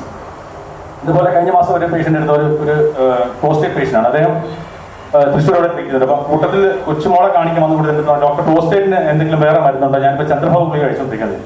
അപ്പോൾ ഞാൻ ചോദിച്ചു എത്ര നാളുണ്ട്? 7 മാസമായിട്ട് ഇവിടെ ചന്ദ്രഭാബു കഴിച്ചുകൊണ്ടിരിക്കുകയാണ്. അപ്പോൾ ചോദിച്ചാൽ വേറെ മരുന്നൊന്നുമില്ല, വേറെ ഒരു മരുന്നൊന്നുമില്ല എന്ന് പറഞ്ഞു. അതൊക്കെ നമുക്ക് നോക്കണമെന്ന് പറഞ്ഞു. PS എടുത്താൽ വെരി ഹൈ, അൾട്രാസൗണ്ട് എടുത്തപ്പോൾ it has turned out to be a prostate cancer. അപ്പം നമ്മൾ നമ്മൾ ട്രീറ്റ് ചെയ്യുമ്പോൾ പലപ്പോഴും ഞാൻ കണ്ടു ഡയബറ്റീസ് സാറ് പറഞ്ഞ പോലെ എത്രമാത്രം ഓപ്ഷൻസ് നമുക്കുണ്ട്. പക്ഷേ നമ്മൾ ചെയ്യുന്ന ഒരു മരുന്ന് എടുത്ത് കൊടുത്ത് പിന്നെ അങ്ങ് പോവുക പേഷ്യൻറ്റ്, പിന്നെ നമ്മളെ കാണത്തില്ല. അത് എപ്പോഴും റിവ്യൂ ചെയ്യാം. പ്രത്യേക ഡയബറ്റിക് പേഷ്യൻസിൽ റിവ്യൂ എന്ന് പറഞ്ഞാൽ വളരെ അത്യാവശ്യം. കാരണം കോംപ്ലിക്കേഷൻസ് ആണ് ഡയബറ്റീസ് ഏറ്റവും വലിയ പ്രോബ്ലം. അപ്പോൾ ഡയബറ്റീസിന് കോംപ്ലിക്കേഷൻ നമ്മൾ അറിയണമെങ്കിൽ പേഷ്യൻറ്റ് കം ടു അസ്. ഇതേപോലെ പ്രോസ്റ്റേറ്റ് നമ്മൾ എപ്പോഴും ഒരു 3 months 4 months കൂടുമ്പോൾ നമ്മൾ ഇൻവെസ്റ്റിഗേഷൻ ചെയ്യുന്നത് എപ്പോഴും നല്ലതാണ്. അപ്പം ഓൾവേസ് ബെസ്റ്റ് ഡയഗ്നോസ് പ്രോഗ്നോസിന് വേണ്ടി നല്ലതാണ്. പിന്നെ ട്രീറ്റ്മെന്റ് പ്രോട്ടോകോൾ നമുക്ക് പ്ലാൻ ചെയ്യാൻ വേണ്ടി ഇൻവെസ്റ്റിഗേഷൻസ് ഹെൽപ്പ് ചെയ്യാറുണ്ട്. പിന്നെ ഞാൻ നേരത്തെ പറഞ്ഞ പോലെ build confidence in the patient and to be legally safe. നമ്മൾ വിചാരിക്കുന്ന പോലെയല്ല. ഇന്നത്തെ കാലത്ത് കൃഷ്ണപ്രസാദേ വന്നുള്ളൂ. നാളെ തൊട്ട് ക്വാളിഫൈഡ് ഡോക്ടേഴ്സിന്റെ നമ്മൾ ചെയ്യുന്ന medical errors will be highlighted. This is going to be a very serious issue. Legal issues will. So we should make sure that to be on the safer side, it's better to have investigation action. ഞാൻ example എനിക്ക് പറഞ്ഞു നേരത്തെ anti hypertensive drugs, ചില hormones, ഇതെല്ലാം തന്നെ can cause leg edema. ഇത് നമുക്ക് അറിയാൻ വേണ്ടിയാണ്. അപ്പോൾ നമുക്ക് ഡ്രഗ്സ് ഇറങ്ങി നമുക്ക് അറിയാം ഇത് കാരണമാണ് ഇത് വന്നതെന്ന് അറിയണേ. ഇത് നമ്മുടെ ചില രോഗങ്ങൾ, ഞാനിത് പറയുമ്പോൾ 2-3 രോഗങ്ങൾ വളരെ ചെറിയ സിംറ്റംസ് ആയിരിക്കും. പക്ഷേ ആക്ച്വലി എന്താ പറയുക അണ്ടർലൈൻ കോസ് വലിയ ഹ്യൂജ് രോഗങ്ങളായിരിക്കും. ഉദാഹരണത്തിന് ഞാൻ കൊല്ലത്ത് രാജഗോപാൽ സാറിനോട് ഇരുന്ന സമയത്ത് ഞാൻ കണ്ടൊരു കേസാണ്. ഇൻഡസ്ട്രിയൽ ഇന്റർസെക്ഷൻസ് ആണെങ്കിലും കണ്ടുണ്ടോ? അപ്പോൾ അവിടെ ഞാൻ ഇരിക്കുന്ന സമയത്ത് ഞാനന്ന് ജസ്റ്റ് പഠിച്ചു കഴിഞ്ഞപ്പോൾ എനിക്കിത് കേട്ടിട്ട് പോലുമില്ല. അപ്പോൾ അന്നൊരു കുട്ടി അവിടെ കൊണ്ടുവന്നു. കുട്ടി കൊണ്ടുവരുന്ന സമയത്ത് നോർമലായിരുന്നു. ഹിസ്റ്ററി ചോദിച്ചപ്പം ഇടയ്ക്കിടയ്ക്ക് കരയും, കാല് കുട്ടി കരയും. അപ്പോൾ സാറ് അറിയാലോ, സാറ് വളരെ വ്യക്തമായിട്ട് പിടിച്ച് എക്സാമിൻ ചെയ്തിട്ട് എടുത്ത് പറഞ്ഞത് പാൽപ്പബിൾ ആണ്. ചോദിച്ചത് രക്തം പോകുന്നുണ്ടോ എന്ന് ചോദിച്ചു, പറഞ്ഞു ഓക്കൽ ബ്ലഡ് ഉണ്ടെന്ന് പറഞ്ഞു. പെട്ടെന്ന് കൊണ്ടുപോകുമ്പോൾ ഇറ്റ് ഇസ് ഇന്റർസെപ്ഷൻ. അപ്പം ഞാൻ പറഞ്ഞത് നമ്മളത് വരുമ്പോൾ ഈ കുട്ടി കരാതിരിക്കുകയാണ്. വയറുവേദന പറഞ്ഞാൽ നമ്മൾ കണ്ണും കൂട്ടി ഒരു മരുന്ന് തന്നെയും കൊടുക്കരുത്. നമ്മൾ എപ്പോഴും നമ്മുടെ ബാക്ക് ഓഫ് മൈൻഡ് ഇങ്ങനത്തെ രോഗങ്ങൾ ഇതുകൊണ്ട് ഉണ്ടാവുന്ന ഒരു ബോധം നമ്മളിൽ വേണം എന്നുള്ളതാണ്. നെക്സ്റ്റ് ഇതേപോലെയാണ് GPS ഗുവൻപാരിസിൻ്റെ എനിക്ക് നമ്മൾ ആയുർവേദത്തിൽ ഓരോ ട്രീറ്റ്മെന്റ്. പക്ഷേ ഇനിഷ്യൽ സ്റ്റേജിൽ നമ്മൾ ആലോചിച്ച് നോക്കും, ചിലപ്പോൾ പാരസ്റ്റേഷൻ മാത്രമായിരിക്കാം, അല്ലെങ്കിൽ പെരുപ്പ് മാത്രമായിരിക്കാം, പ്രോഗ്രസീവ് പതുക്കെയായിരിക്കും. അപ്പം നമ്മളിതെല്ലാം മനസ്സിലാണ്. അറ്റ്ലീസ്റ്റ് നമ്മൾ ഫസ്റ്റ് നമുക്ക് ഡയഗ്നോസ് ചെയ്യണമെങ്കിൽ നമ്മൾ കേൾക്കാം. നിങ്ങൾക്ക് എന്തെങ്കിലും ഇത് കൂടുവാണ്, നിങ്ങളുടെ കാലിൽ നിന്ന് മുകളിലേക്ക് വരുവാണൊക്കെയാണ് നിങ്ങൾ അത് കാണാൻ പറയണം. ഇത് നമ്മുടെ ബാക്ക് ഓഫ് മൈൻഡ് വേണം. നെക്സ്റ്റ് വൺ, ഇത് എനിക്ക് എൻ്റെ ഒരു പേഷ്യന്റ് പറഞ്ഞപ്പോഴാണ് ഞാൻ ഈ രോഗത്തെ പറ്റി സത്യം പറഞ്ഞ് അറിയുന്നത്. അദ്ദേഹത്തിന് ഹിസ്റ്ററി കിട്ടിയപ്പോഴാണ് ഇത് നെക്രോട്ടൈസിങ് ഫൈസൈറ്റിസ് ആണ്. ഫസ്റ്റ് പടം നോക്കും. നമ്മുടെ ഇത് വന്നാൽ നമ്മൾ സെല്ലുലൈറ്റിസ് പോലെ ഇത് ശരിക്കും basically it's very difficult to diagnose. Modern medicine പോലെ ഡയഗ്നോസ് ഡിഫിക്കൽട്ട്. ഒരു സിമ്പിൾ ഫൈസ് ഇതാണ്. Second it turns out into be redness. Last നോക്കൂ ഒരു എക്സ്റേ പോലെ കണ്ടു കഴിഞ്ഞാൽ. പക്ഷേ next time it's actually flesh eating disease. ഇതാണ് ഇത് turn out into this disease. ഇത് ബാക്ടീരിയൽ ഇൻഫെക്ഷൻ ആണ്. ഇന്ത്യയിൽ തന്നെ 1 lakh കേസസ് ഇയറേ ഉള്ളൂ. ബ്ലിസ്റ്റേഴ്സ് വരും, fever, ഫാറ്റിക്, severe pain, gas bubbles ആണ് ഒരു ഡയഗ്നോസിസ് ക്രൈറ്റീരിയ. അപ്പോൾ ഞാൻ പറഞ്ഞത് എന്തിനാ പറഞ്ഞതെന്ന് പറഞ്ഞാൽ എല്ലാ ദിവസവും നിങ്ങൾക്ക് വരുന്നതെന്നല്ല പറഞ്ഞത്. ഒരു രോഗം വന്നാൽ നമുക്ക് ഇത്ര സീരിയസ് രോഗങ്ങൾ പോലും ചെറിയ സിംറ്റംസിൽ വരാമെന്ന് കാണിക്കാൻ വേണ്ടി കാണിച്ചാണ്. നെക്സ്റ്റ് സെപ്റ്റിസിമി സാറ് പറഞ്ഞ പോലെ നമുക്ക് ട്രീറ്റ്. പക്ഷേ ഞാനൊരു പേഷ്യനെ കണ്ടുണ്ടായിരുന്നു. അദ്ദേഹം ഒരു ഇതേപോലെ പ്രോസ്റ്റേറ്റിന്റെ ഒരു ടോപ്പ് ചെയ്തിട്ട് അദ്ദേഹം ഹോസ്പിറ്റലിൽ റെസ്റ്റ് എടുക്കുമായിരുന്നു. അപ്പോൾ ഞാൻ വൈദ്യുതി കാണുന്നത് ക്വൈറ്റ് നോർമൽ. പെട്ടെന്ന് സംസാരിച്ചിരുന്ന 2 മണിക്കൂർ പുള്ളിക്ക് ശ്വാസപ്പെട്ട് തുടങ്ങി. ഭയങ്കര ഡിസ്നിയും ബോഡി പെയിൻ തുടങ്ങി. അപ്പോൾ തന്നെ അവർ വിളിച്ച് പിന്നെ നെബുലൈസ് ഒക്കെ ചെയ്യുന്നത് ഒരു രക്ഷയില്ല. ഇത് ആക്ച്വലി സെപ്റ്റിസിമി, ഹോസ്പിറ്റൽ ഇൻഫെക്ഷൻ അടിച്ചിട്ട് വെന്റിലേറ്റർ ആയിരുന്നു ഒരാഴ്ച. ഞാൻ പറഞ്ഞത് നമ്മൾ പെട്ടെന്ന് ഒരു രോഗിയെ ഒരു ശ്വാസപ്പെടുന്നത് കാണുമ്പോൾ നമ്മുടെ മനസ്സിലേക്ക് ഇത് മാത്രമല്ല വേണം, നമ്മൾ ഹിസ്റ്ററി ചോദിക്കണം ഹോസ്പിറ്റലിൽ നിന്നാണോ വന്നാലും ഇതൊക്കെ നമ്മുടെ മനസ്സിലേക്ക് വരണം. അപ്പം അതിനുവേണ്ടി പറഞ്ഞു സെപ്റ്റിസിമിയ ഒരു ഞാൻ അതിനകത്ത് ടെക്നിക്ക് മാത്രമേ അതിനകത്ത് പേഷ്യൻ്റിൽ ഉണ്ടായിരുന്നുള്ളൂ. നെക്സ്റ്റ് നമുക്കറിയാം ബ്ലീഡിംഗ് പെർ റെക്ടം. ആർക്കര ബ്ലഡ് പോയാലും പേഷ്യൻസ് എല്ലാം പൈൽസാണ്. സ്വന്തം ചികിത്സയാണ് ഏറ്റവും കൂടുതൽ ചെയ്യുന്നത്. നമുക്കറിയാം ഒരുപാട് കണ്ടീഷൻസ് ഉണ്ട്. ഇൻഫാക്ട് ഫിസ്റ്റുല നമുക്കറിയാം ആയുർവേദത്തിൽ വളരെ എഫക്റ്റീവായിട്ട് ട്രീറ്റ് ചെയ്യാം. പക്ഷേ സങ്കടം എന്ന് പറഞ്ഞു കഴിഞ്ഞാൽ ഇന്ന് ഞാൻ കണ്ടിട്ടുണ്ട് ഒരുപാട് ആയുർവേദ ഡോക്ടേഴ്സ് ഫിസ്റ്റുല പേഷ്യൻസിനെ മെഡിസിൻ കൊണ്ട് മാത്രം ട്രീറ്റ് ചെയ്യുന്നത്. Never do that. നമുക്ക് ഇത്രയും ARC പോലത്തെ നമ്മുടെ ക്രിയാക്രമങ്ങളുള്ള സ്ഥിതിക്ക് ശാരസൂത്രം പോലുള്ള ദേശം ഡയറക്റ്റ് മസ്റ്റായിട്ട് റെഫർ ചെയ്യാം. കാരണം ഫിസ്റ്റുല ഒരു പക്ഷേ നമുക്ക് മരുന്ന് കൊടുത്താൽ തൽക്കാലത്തേക്ക് സിംറ്റംസ് കുറയായിരിക്കും. പക്ഷേ കനാൽ ബിൽ ഇൻക്രീസ്, അത് ഒരുപാട് ഓട്ടോ ഷേപ്പൊക്കെ ആയി കഴിഞ്ഞാൽ പിന്നെ അവർക്ക് പാടാവും. അതുകൊണ്ട് നമുക്ക് വ്യക്തമായിട്ട് പേഷ്യൻസ് പറഞ്ഞു കൊടുക്കുക. ഇത്രയും ബ്ലീഡിംഗ് ഇപ്പോൾ നമുക്കറിയാം എമറോയിഡ്സ് വരാം, മെയിനൽ ഫിഷേഴ്സ് വരാം, ഫിസ്റ്റുവിനെ വരാം, IBS വരാം.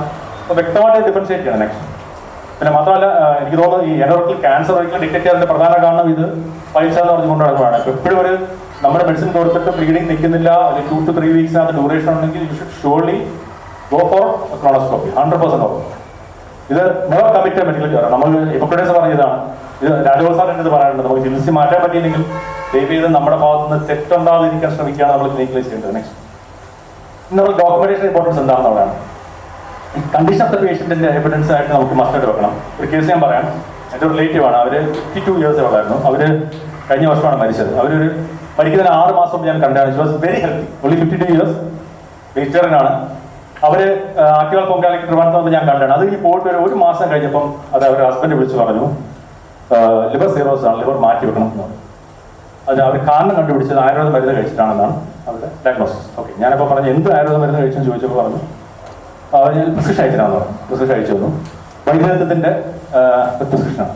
അപ്പൊ നോക്കിയപ്പം പടവല കടുക് വേണ്ടി കഷായം കഴിച്ചിരിക്കുന്നത്. ഇതിനെ കഴിച്ചതെന്ന് പറഞ്ഞാൽ 6 മാസം മുമ്പ് ഒരു സ്കിൻ ഡിസീസ് കാണിക്കാൻ പോയപ്പോഴാണ് ഇവിടെ എഴുതി കൊടുത്തത്. അപ്പൊ ഞാൻ തിരിച്ചു പറഞ്ഞു, നിങ്ങളെ പടവല കടുക് വേണ്ടി നമ്മൾ ലിവർ ഡിസീസിന് കൊടുക്കുന്ന കാര്യം ഒരിക്കലും ഈ പ്രിസ്ക്രിപ്ഷൻ കൊണ്ട് ഇവർക്ക് ലിവർ ഡിസീസ് ഉണ്ടാവില്ല. പക്ഷേ അവിടെ പറ്റിപ്പോയെന്ന് പറഞ്ഞാൽ ഫർദർ ഇൻവെസ്റ്റിഗേഷൻസോ അല്ലെങ്കിൽ റെക്കോർഡോ അവരിൽ ഇല്ലാതായിരുന്നു.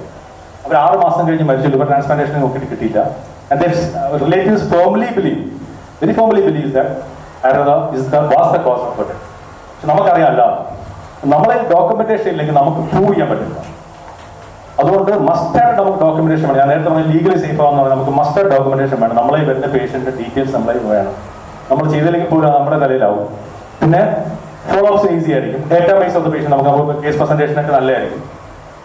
Statistics of the efficacy of the treatment, പിന്നെ മോണിറ്ററിംഗ് പോസ്റ്റ് ട്രീറ്റ്മെന്റ് സ്റ്റേറ്റസ്. ഇത് നമുക്ക് നമ്മുടെ ഇടയിലൊരു പ്രോബ്ലം ആണ്. നമ്മളിപ്പം ഇപ്പോൾ എൻ്റെ ഒരു MCQD ഒരു പേഷ്യൻ്റ് ആയിരുന്നു, multiple confusion issue disorder patient. അവർക്ക് ഉണ്ടാകുന്ന ഒരു പ്രോബ്ലം എന്ന് പറഞ്ഞാൽ എപ്പോഴും നമുക്കറിയാം ഫീവറാണ്. നമുക്കറിയാം കൺഫ്യൂഷൻ ഇഷ്യൂ ഡിസോർഡർ നമുക്ക് ഫീവേഴ്സ് വരും.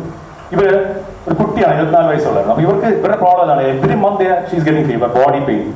ഇപ്പോൾ ഓൺ സ്റ്റിറോയിഡ്സ് ആയിരുന്നു. ചില സമയത്ത് ഇവര് പിന്നെ ഇമ്മ്യൂണോ സപ്രസന്റും കഴിക്കുകയാണ്. പെട്ടെന്ന് തോന്നുമ്പോൾ ഞാൻ പറഞ്ഞു നമുക്ക് പതുക്കെ സ്റ്റിറോയിഡ്സ് കുറയ്ക്കാം, ഇമ്മ്യൂണോ സപ്രസൻസ് കുറയ്ക്കാം. നമ്മുടെ മെഡിസിൻ സ്റ്റാർട്ട് ചെയ്തു. നമ്മുടെ മെഡിസിൻ അമൃതത്തൊക്കെ കഴിച്ച് ഇന്ദുകാന്തൊക്കെ ആയിട്ട് അവർക്ക് ഫീവറേ വരാതെ 6 months ഇടയ്ക്ക് അവർക്ക് ഫീവറേ വന്നിട്ടില്ല. ബോഡി പെയിൻ കൊണ്ട് she was comfortable, very very comfortable. പക്ഷേ ഇവരെ റിലേറ്റീവ് CMC വെല്ലൂരുണ്ട്. ഇവർ റിവ്യൂവിന് അവിടെ പോയി. അവിടെ ചെന്നപ്പോൾ പേഷ്യന്റ് വാസ് നോർമൽ. പക്ഷേ അവർ പറഞ്ഞ് പറ്റത്തില്ല, ആയുർവേദം ഇറ്റ്സ് നോട്ട് പ്രൂവൻ, ഇത് മറ്റേ മറിച്ചതാണ്. അവരെന്ത് നിങ്ങൾ എത്രമാത്രം ഡേറ്റ തരണം ചോദിച്ചു, എത്ര പേരെ അവർ ട്രീറ്റ് ചെയ്യാൻ ചോദിച്ചു. ആയിക്കോട്ടെ, എനിക്ക് പ്രസന്റ് ചെയ്യാൻ പറ്റില്ല. എത്ര NCD പേഷ്യന്റ് ഞാൻ ട്രീറ്റ് ചെയ്തെന്നോ ഒന്നും എൻ്റെ ഇല്ലായിരുന്നു. ഇത് നമുക്കൊരു വലിയ ഡ്രോബാക്ക് തന്നെയാണ്. അത് ഞാൻ നേരത്തെ പറയാം, നമ്മൾ എപ്പോഴും ഈ എപ്പോഴൊക്കെ ആരെ ട്രീറ്റ് ചെയ്യുന്നത് അതിനെ കമ്പയർ ചെയ്ത് വെക്കുക എന്നുള്ളത് നമുക്ക് അത്യാവശ്യം ഈ സ്റ്റാറ്റിസ്റ്റിക്സ് നമുക്ക് വേണം. എന്നാൽ മാത്രമേ ഇന്ന് പലപ്പോഴും അങ്ങനെ ആൾക്കാർ ചോദിക്കുന്നത് എത്ര നിങ്ങൾ ചികിത്സ എന്താണ് നിങ്ങളുടെ. അപ്പോൾ അത് നമുക്ക് നമ്മളെ സംബന്ധിച്ചോളം നമുക്ക് ട്രീറ്റ് ചെയ്യാൻ പറ്റുമെങ്കിൽ നമ്മൾ അതില്ലെങ്കിൽ നമുക്കൊരു ഡ്രോബാക്ക് ആയിട്ട് നിൽക്കും. പിന്നെ ഇനി നമുക്ക് compete with advances in modern science. നമ്മളെ ഒരു സ്റ്റാൻഡേർഡ് പീരീഡിൽ മോഡേൺ സയൻസിൽ ഉണ്ടായിട്ടുള്ള ഡെവലപ്മെന്റ് ഞാൻ ജസ്റ്റ് ഹാവ് ക്ലിംസ് കൊടുത്തു പോയാൽ അവർ എസ്റ്റിമേറ്റ് ഇതൊക്കെയാണ് മോഡേൺ മെഡിസിനെ ഹെൽപ്പ് ചെയ്തത്. ഒന്ന് biochemistry, genetics, pharmacodynamics, imaging sciences, anaesthesia, statistics and documentation and electronic gadgets. ഇതെല്ലാം തന്നെ മോഡേൺ മെഡിസിനെ ജനങ്ങളിലേക്ക് കൂടുതൽ എത്തിക്കാനും അവരുടെ അഡ്വാൻസ്മെന്റ് ഏറ്റവും കൂടുതൽ ഹെൽപ്പ് ചെയ്തതാണ്. ജസ്റ്റ് ഇമ്പോർട്ടന്റ് എന്താ പറയുക, മോഡേൺ മെഡിസിൻ ഉണ്ടായിട്ടുള്ള ഇമ്പോർട്ടന്റ് കണ്ടുപിടുത്തങ്ങളാണ് വാക്സിൻസ്, ടെലസ്കോപ്പ്. നമുക്കറിയാം ഇതൊക്കെ എത്രമാത്രം ഹെൽപ്ഫുൾ ആയിരുന്നു എന്നുള്ളത്. Blood transfusion, next one aspirin, വേൾഡിലെ ഏറ്റവും കൂടുതൽ വിറ്റുപോകുന്ന ഡ്രഗാണ്, മലയാളം ഡ്രഗ്. നെക്സ്റ്റ് വൺ അനസ്തേഷ്യയുടെ കണ്ടുപിടുത്തം, ഒഫ്താൽമോസ്കോപ്പ്, എക്സ്റേസ്. നമുക്കറിയാം എത്രമാത്രം അത് ചേഞ്ച് ഉണ്ടാക്കി എന്നുള്ള ഇൻവെസ്റ്റിഗേഷൻ. നെക്സ്റ്റ് വൺ സ്പെഗോമാനോമീറ്റർ, നമുക്കറിയാം ECG, എൻഡോസ്കോപ്പി. എൻഡോസ്കോപ്പി നമുക്കറിയാം, എൻഡോസ്കോപ്പി കൊണ്ട് നമുക്ക് ഒരുപാട് ഇന്ത്യകളിൽ കണ്ടുപിടിക്കാൻ പറ്റും. നമ്മൾ ആലോചിച്ച് നോക്കും, നമുക്ക് ആ ഒരു സൗകര്യം കിട്ടുക. കാരണം നമുക്കറിയാം നമ്മൾ ഈ ഗ്യാസ്ട്രോ ഇൻഡസ്ട്രിയൽ പ്രോബ്ലംസിന് ഏറ്റവും കൂടുതൽ നമുക്ക് ട്രീറ്റ് ചെയ്യപ്പെടുന്നത് നമുക്കാണ്, അല്ലേ? ഗ്യാസ്ട്രിക് അൾസറിനൊക്കെ നമുക്ക് നല്ലപോലെ ട്രീറ്റ് ചെയ്യാൻ പറ്റും. പക്ഷേ പേഷ്യന്റ് പിന്നെ സംശയമായിരിക്കും ആസിഡിറ്റി എന്താണ്. അപ്പോൾ അവർ ഗ്യാസ്ട്രോൻട്രോളജിസ്റ്റ് തിരികെ പോകുന്നത്. അവിടെ അവർ എൻഡോസ്കോപ്പി ചെയ്തിട്ട് ഇപ്പോൾ H. pylori പോസിറ്റീവ് ആണെന്ന് പറഞ്ഞ് കിറ്റ് കൊടുത്തവർക്ക് ഒരു അസുഖം മാറാത്തതുകൊണ്ട് പക്ഷേ പേഷ്യന്റ് സാറ്റിസ്ഫൈഡ്. എന്തുകൊണ്ടാണ്? അവർക്ക് രോഗം മനസ്സിലായി. അപ്പം അതൊരു വലിയ ഇമ്പോർട്ടൻറ്റ് ഫാക്ടറാണ്. ഈ രോഗം കണ്ടുപിടിക്കുന്നത് വലിയ ഇമ്പോർട്ടൻറ്റ് ഫാക്ടറാണ്. Next one genetics of 1921 chemotherapy, penicillin, റാപ്സ്പിയറൊക്കെ നമുക്കറിയാം. ഇന്നത്തെ പീഡിയാട്രിക് കാർഡിയോളജി, അപ്ഗാർ സ്കോർ നമുക്കറിയാം, organ transplantation. Next one antiviral drugs 1960 ultrasound latest ആയിട്ടുള്ള ഇൻവെസ്റ്റിഗേഷൻ ടെക്നിക്സ് നമുക്കറിയാം. CT, MRI, immunotherapy, stem cell therapy, robotic surgery. Robotic surgery ഭയങ്കര effective ആണ്. കാരണം എൻ്റെ ഒരു റിലേറ്റീവ് ഉണ്ടായിരുന്നു, അതിന്റെ സിവിയർ ഓസ്റ്റിയോആർത്രൈറ്റിസ് ആയിരുന്നു. അദ്ദേഹം നടക്കില്ലായിരുന്നു, അടി പോലും. എല്ലാ ട്രീറ്റ്മെന്റ് ചെയ്തു, ആയുർവേദം ചെയ്തു, മോഡേൺ മെഡിസിൻ എല്ലാം ചെയ്തു. ഒരു രീതിയിൽ നടക്കാൻ വയ്യ, only 70. ഇപ്പൊ അദ്ദേഹത്തെ അമൃതയിൽ റോബോട്ടിക് സർജറിയാണ് ചെയ്തത്. വെരി എഫക്റ്റീവ്ലി ഇത് ഡയഗ്നോസ് ചെയ്ത് എത്രമാത്രം എഫക്റ്റ് ആയിരിക്കും, എങ്ങനെ ചെയ്താൽ എഫക്റ്റ് ആവുന്നു വ്യക്തമായിട്ട് റോബോട്ടിക് സർജറി വരെ ഒരു പ്രിസൈസ് ആയിട്ട് കണ്ടുപിടിച്ച് ചെയ്തു. It was very effective. ഇതൊക്കെ ഫ്യൂച്ചറിൽ നല്ല ഉണ്ടാകാൻ പറ്റുന്നത്. പിന്നെ അടുത്ത നമുക്കറിയാം ആൻജിയോപ്ലാസ്റ്റി എന്ന് പറഞ്ഞാൽ ഇന്നിപ്പോൾ ഡേ കെയർ പോലെ ചെയ്തു പോകുന്നത് അല്ലേ. അറ്റാക്ക് വന്ന് രാവിലെ പോയിട്ട് വൈകുന്നേരം വീട്ടിൽ പോകും. അതേപോലെ coronary bypass grafting next ventilators, heart lung machine, ഇതൊക്കെ ICUസിന്റെ ഒക്കെ മെയിൻ ഇതാണ്. അപ്പം ഫ്യൂച്ചർ ഓഫ് മെഡിസിൻ എന്ന് പറഞ്ഞാൽ ആർട്ടിഫിഷ്യൽ ഇന്റലിജൻസ് ആണ്. റോബോട്ടിക് സർജറീസ് വരാം. ഇമേജിംഗ് റിസൾട്ട് ഒന്നും ഡോക്ടർമാരാവില്ല നോക്കുന്നത്, റോബോട്ട്സ് ആയിരിക്കും. ഇന്റർപ്രിട്ടേഷൻ ഓഫ് ഇമേജിംഗ് റിസൾട്ട്സ്, ടെലിമെഡിസിൻസ് വരുന്നുണ്ട്, ഇലക്ട്രോണിക് ഹെൽത്ത് റെക്കോർഡ്സ് വരുന്നുണ്ട്, ട്രക്കുകളും. എനിക്ക് തോന്നുന്നു ഇതൊക്കെ നമുക്കും ശരിക്കും പറഞ്ഞാൽ ആയുർവേദത്തിലേക്ക് ശരിക്കും ഇംപ്രൈവ് ചെയ്യാൻ പറ്റുമെന്നാണ് എനിക്ക് തോന്നുന്നത്. നെക്സ്റ്റ് അടുത്തൊരു മേജർ ഹേർഡിൽ നമുക്കറിയാം. ഇത് പക്ഷേ നമ്മൾ എനിക്ക് തോന്നുന്നു ഇപ്പോൾ എഫക്റ്റീവായിട്ട് നമ്മൾ എതിർത്ത് തുടങ്ങി. തോറ്ററി വ്യാജന്മാർ അതെടുക്കും. ഇതൊരു വ്യാജനാണ്.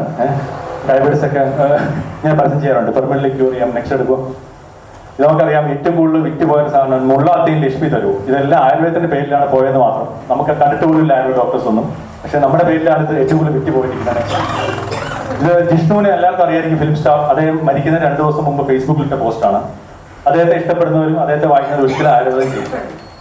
അദ്ദേഹത്തെ അദ്ദേഹം വ്യക്തമായി എഴുതിയിരിക്കുന്നത് please don't do alternative system medicine എന്നാണ് അദ്ദേഹം എഴുതിയിരിക്കുന്നത്. കാരണം അദ്ദേഹം ഈ പറഞ്ഞ പോലെ ലക്ഷ്മി തരൂ പോലത്തെ മരുന്നുകൾ കഴിച്ചിട്ട് അദ്ദേഹത്തിന്റെ കൺവെൻഷണൽ ക്യാൻസർ ട്രീറ്റ്മെന്റ്സ് സ്റ്റോപ്പ് ചെയ്തു. അദ്ദേഹം മരിച്ചു.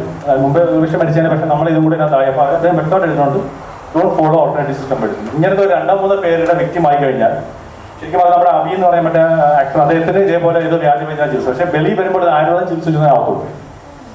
ആൻഡ് ഇത് അടുത്ത വലിയ ഇമ്പോർട്ടൻ്റ് ഒരു ഹെർഡിലാണ് ഓവർ ദ കൗണ്ടർ സൈഡ്. നമുക്കറിയാം ചുമ്മാ വന്നിട്ട് ആയുർവേദം എന്ന് പറഞ്ഞാൽ എന്ത് മേടിച്ച് കഴിക്കാം, വന്ന് എണ്ണ മേടിച്ചുകൊണ്ട് പോവാം. ഒരു 6 മാസം മുമ്പ് ഒരു പേഷ്യൻ്റ് നോർത്ത് ഇന്ത്യ കൊടുക്കുന്നത്. അദ്ദേഹം വന്നിട്ട് എൻ്റെ ഒരു കൊളീഗ് ഒരു എണ്ണ വേണമെന്ന് പറഞ്ഞു.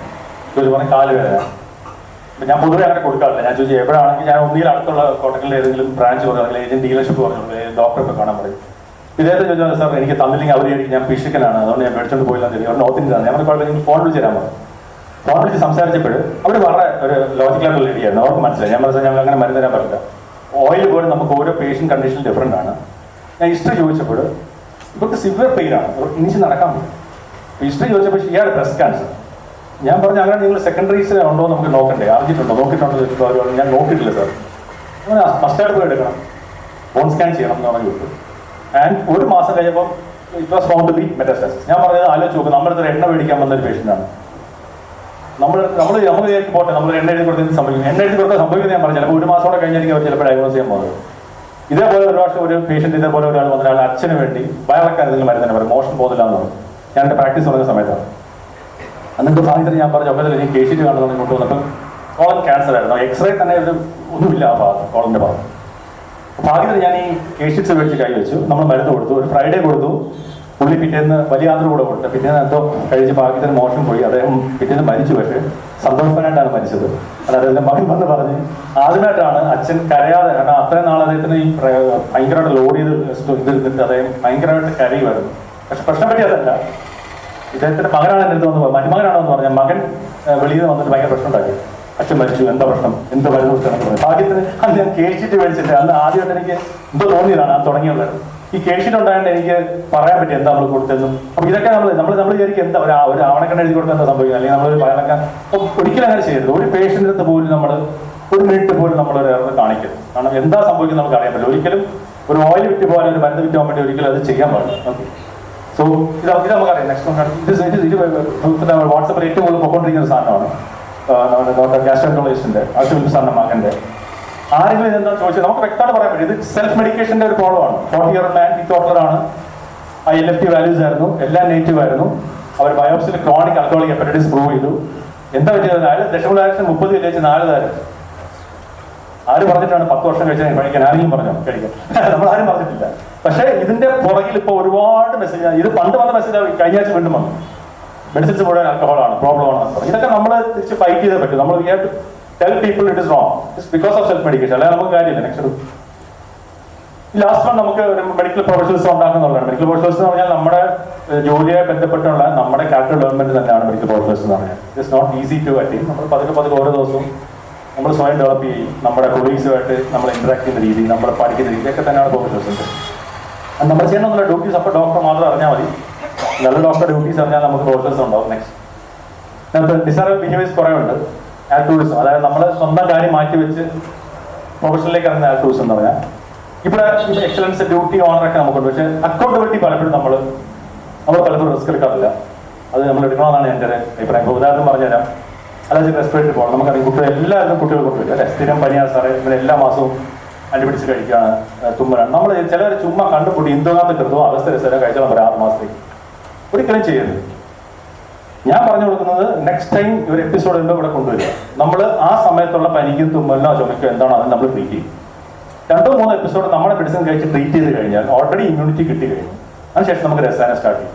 മറ്റേ ചുമ്മാ എഴുതി കൊടുക്കണം. അപ്പൊ ആ ഒരു അക്കൗണ്ടബിലിറ്റി നമുക്ക് വേണം. അല്ലാതെ നമുക്ക് ഒരിക്കലും കാരണം നമ്മുടെ മരുന്ന് എടുത്ത് കഴിച്ചുകൊണ്ടിരിക്കുക, ബാക്കി അസുഖം വരുമ്പോൾ നമുക്കറിയാം ഒന്നത് ഒരുപാട് വൈറൽ ഫീവേഴ്സിനൊക്കെ ആന്റിബയോട്ടിക്സ് എഴുതുന്ന ഒരു കാലമാണ് ഇന്ന്. ആവശ്യമില്ലാതെ അതാണ് ഇമ്മ്യൂണിറ്റി കുറയുന്നത്. അപ്പോൾ ആ ഒരു അക്കൗണ്ടബിലിറ്റി നമ്മൾ എടുത്തു കഴിഞ്ഞാൽ നമുക്ക് ട്രീറ്റ്മെന്റ് കുറച്ചും കൂടി ഇതാവും. ബാക്കിയെല്ലാം എനിക്ക് തോന്നുന്നത് എല്ലാം ഇൻഡിവിജ്വൽ കാര്യമാണ്. നെക്സ്റ്റ് ഡ്യൂട്ടീസ് ഓഫ് ഡോക്ടർ നമുക്കെല്ലാം അറിയാം. ഹെൽത്ത് എഡ്യൂക്കേഷൻ വേണം. പിന്നെ ഇതൊക്കെ ഇതൊരു ആൾക്കാർ ശ്രദ്ധിക്കേണ്ട ഒരു കാര്യം. Not to associate with unregistered medical practice. നമ്മൾ എവിടെ രാജ്യന്മാരെ പിടിച്ചാലും കൂടെ ഒരു രജിസ്റ്റേർഡ് ഡോക്ടർ കാണും. രജിസ്റ്റേർഡ് ഡോക്ടറുടെ ലൈസൻസ് വെച്ചായിരിക്കും പല രാജ്യന്മാരും പ്രാക്ടീസ് ചെയ്യുന്നത്. ദയവ് ചെയ്ത് അങ്ങനെയുള്ളവരെ നമ്മളിൽ നിന്ന് അകറ്റാൻ ശ്രമിക്കുക. ദയവ് ചെയ്ത് അങ്ങനെ ചെയ്യരുത്. പിന്നെ സെൽഫ് അഡ്വർടൈസ്മെന്റ്, ഇത് നമുക്ക് കഷ്ടമാണ്. പ്രൊഫസേഴ്സ് പോലും നമ്മൾ കണ്ടില്ലേ, നമ്മുടെ ടെലിഗ്രാം ഷോയിലേക്ക് ഇരുന്ന് പറയുന്നുണ്ട്. ദയവ് ചെയ്ത് ഇതൊക്കെ നമ്മുടെ സയൻസിനോട് എന്ത് രോഗമാണ് ശരിക്കും പറഞ്ഞാൽ. പിന്നെ ഇത് ഇതാണ്. ഓക്കെ, എന്താണ് future of Ayurveda? Next future നമ്മുടെ കയ്യിലാണ്. വേറെ ആർക്കും നമ്മളെ രക്ഷിക്കാൻ പറ്റില്ല. നമ്മുടെ ഡ്യൂട്ടിയാണ്. നമുക്കറിയാം, ഇപ്പോൾ ആയുഷ് ഡിപ്പാർട്ട്മെന്റ് വന്നതോടുകൂടി നമ്മുടെ രംഗത്ത് ഒരുപാട് മണി പൈസ ആയാലും ശരി നമുക്കെല്ലാം ഒരുപാട് ഹെൽപ്പ് പല രീതിയിലും വരുന്നുണ്ട്. സോ പക്ഷേ യൂട്ടിലൈസ് നമുക്കൊരു WHO ആയിട്ടുള്ളവരുടെ ഒരു കരാറാണ് കാണിക്കുന്നത്. നെക്സ്റ്റ് നമ്മൾ ആയുർവേദം ഓൾറെഡി ട്രാൻസിഷൻ തന്നെയാണ്. നമ്മൾ പഴയ ആയുർവേദത്തിൽ നിന്ന് ഒരുപാട് മാറിയിട്ടുണ്ട് നമ്മൾ. നെക്സ്റ്റ് ഇവൻ പ്രസന്റബിലിറ്റി, നമ്മളിപ്പോൾ ഒരു ക്ലിനിക് ഒക്കെ തന്നെ മോർ പ്രസന്റബിൾ, കസ്റ്റമർ ഫ്രണ്ട്ലി ആയി, പേഷ്യൻ ഫ്രണ്ട്ലി ആയിട്ടുണ്ട്. സോ നെക്സ്റ്റ് നമുക്കറിയാം, മാനുഫാക്ചറിങ് എല്ലാം തന്നെ ഇന്ന് മോഡേൺ യൂണിറ്റ്സാണ്. റിസർച്ച് നമ്മൾ മറ്റും പറയുന്ന റിസർച്ച് നടക്കുന്നുണ്ട്. റിസർച്ച് ആവശ്യം പോലെ നടക്കുന്നുണ്ട്. ഒരുപാട് റിസർച്ച് യൂണിറ്റ്സ് ഉണ്ട്. പല രീതിയിലുള്ള റിസർച്ചസ് ഉണ്ട്. ക്ലിനിക്കൽ റിസർച്ചസ് ഉണ്ട്, പ്ലാൻ ബേസ്ഡ് റിസർച്ച് ഉണ്ട്. കോട്ടയത്തിലൊക്കെ നമുക്കറിയാം നമ്മുടെ റിസർച്ച് വിങ്ങിൽ വളരെ വ്യക്തമായിട്ടുള്ള പ്ലാൻ റിസർച്ചസ് നടക്കുന്നുണ്ട്. നെക്സ്റ്റ് നമ്മുടെ ഹോസ്പിറ്റൽസ് എല്ലാം തന്നെ ഇപ്പോൾ NABH ആണ്. എല്ലാം നമ്മൾ അപ്ഗ്രേഡഡ് ആയിക്കൊണ്ടിരിക്കുകയാണ് ആയുർവേദം. ന്യൂ ഏജ് പ്രോഡക്ട്സ് ഒരുപാട് നമ്മൾ അറിയുന്നുണ്ട്. It's basically patient friendly. So ഇനി നമ്മളെയാണ് ഉത്തരവാദിത്തം. How to make modern Ayurveda future medical system. First one, ഞാൻ നേരത്തെ പറഞ്ഞ പോലെ ഓരോ പ്രൊഫഷണൽസ് ആവുക, practice scientific Ayurveda, utilise modern scientific advance. നമ്മുടെ നല്ലതിന് വേണ്ടി നമ്മുടെ ബേസിക് പ്രിൻസിപ്പിളിനെ വ്യതിചരിക്കാതെ സാക്രിഫൈസ് ചെയ്യാതെ നമുക്ക് ഉറപ്പായിട്ട് നമുക്ക് മോഡേൺ സയന്റിഫിക് അഡ്വാൻസ് എടുക്കണം. ഡീറ്റെയിൽ സ്റ്റോറി എന്നുള്ളത് വെരി മസ്റ്റ്. പിന്നെ നമ്മുടെ റിസർച്ച് ആണ് പ്രിൻസിപ്പിൾസ്, നമ്മുടെ ആയുർവേദിക് പ്രിൻസിപ്പിൾസ്, പല ഫിസിയോളജിക്കൽ പ്രിൻസിപ്പിളൊക്കെ ശരിക്കും പറഞ്ഞാൽ ഭാവിയിൽ ഒരു മോഡേൺ ഫിസിയോളജിക്കും മോഡേൺ പാത്തോളജിക്കും ഗൈഡ് ലൈൻസ് ആവാൻ ചാൻസ് ഉള്ളതാണ്. കാരണം നമ്മൾ അങ്ങനത്തെയാണ് നമ്മുടെ ഒരുപാട് പ്രിൻസിപ്പിൾ. പക്ഷേ അത് നമ്മളതിലേക്ക് എത്തിക്കണം എന്നാണ് പറയാനുള്ളത്. ജസ്റ്റ് ഗ്ലോബൽ വെൽനസ് ഇൻസ്റ്റിറ്റ്യൂട്ട് എന്ന് പറഞ്ഞാൽ US ബേസ്ഡ് ഒരു ഓർഗനൈസേഷൻ ആണ്. ഇത് ബാക്കിയുള്ള ഓർഗനൈസേഷൻ പോലെയല്ല. ഇതൊരു ഇപ്പം തുടങ്ങിയുള്ളൂ. അവർ വളരെയേറെ എല്ലാ സെക്ടർസെയും ഒരുമിച്ച് കൊണ്ടുപോയിട്ട് സയന്റിഫിക് ആയിട്ട് ഒരു ഹെൽത്ത് ആൻഡ് വെൽനസ് കൺസെപ്റ്റ് ലോകത്ത് കൊണ്ടുവരാൻ ശ്രമിക്കുന്നതാണ്. സോ ഒരു നല്ലൊരു പോസിറ്റീവായിട്ട് നമുക്കിത് എൻഡ് ചെയ്യാം. Thank you all. Thank you.